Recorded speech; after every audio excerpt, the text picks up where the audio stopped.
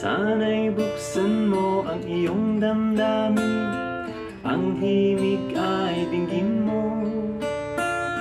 Ito'y awit na inaalay sa'yo, sana'y maibigan mo.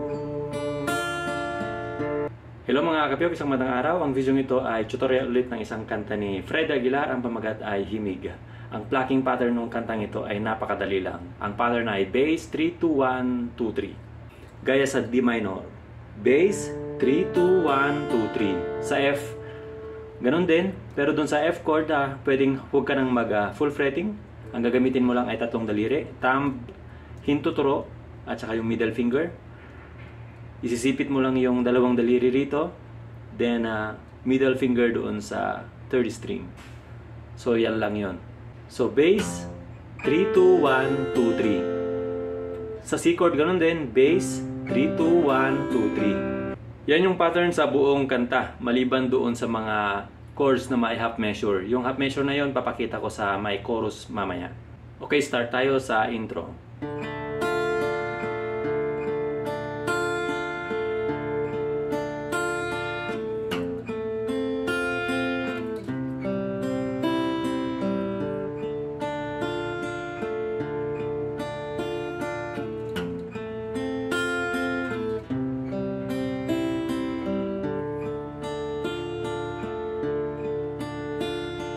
Sana'y buksan. Yung unang pasok ng intro ay tatlong D minor, pero yung unang D minor ay half measure.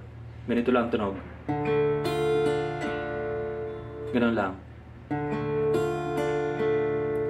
Yan ay bass, then third string, then akyat ka mula 1, 2, 3. Pero yung pangalawang D minor, kompletong pattern na.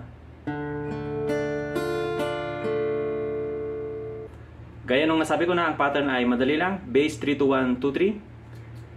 So, proceed tayo ng verse. Yung verse, ganun ding pattern. Gawin natin yung slow. Sana'y buksan mo ang iyong damdamin, ang himig ay dinggin mo.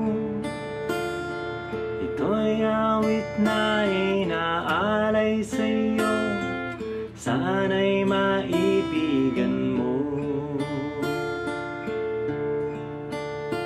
Then, chorus.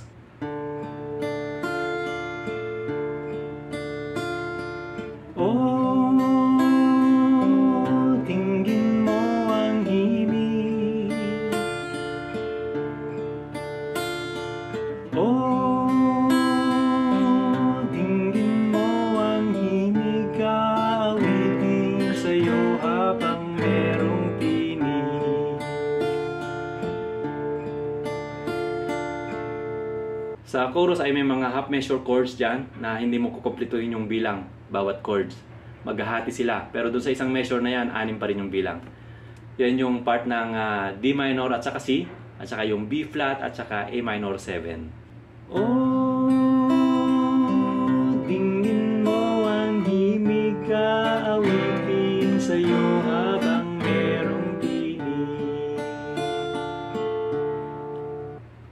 Dinggin mo ang himig, aawitin sa'yo habang merong tinig.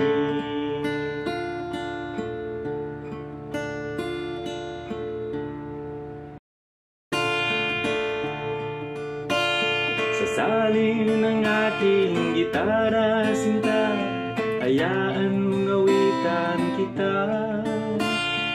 Habang ang buwan sa langit bara pa, at ang bituin may ningning pa.